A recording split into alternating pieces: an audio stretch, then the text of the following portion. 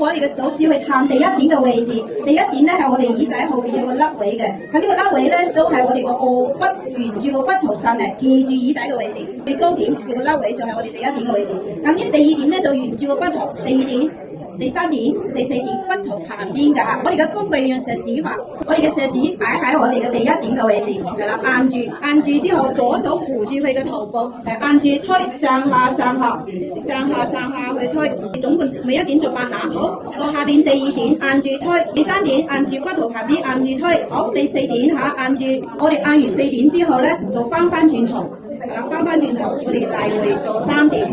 好，我哋按完之後，我哋用我哋嘅手指嘅中指嘅指腹去舒緩，可以2個手指一齊㗎嚇，去舒緩我哋頭先按嘅地方。喺呢個骨冇做到呢啲嘅位置，我哋避喺呢個軟骨，擺喺我哋枕骨嘅第一點嘅位置。呢度第一點係啦，咁由呢度咧一路打橫過嚟做3點或者4點嘅，因為呢度咧係好窄嘅。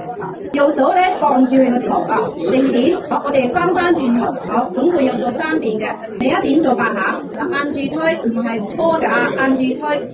用我哋嘅手掌去舒緩。好，咁做完個枕骨，我哋送手落嚟就做埋個頸椎旁邊嘅原始點。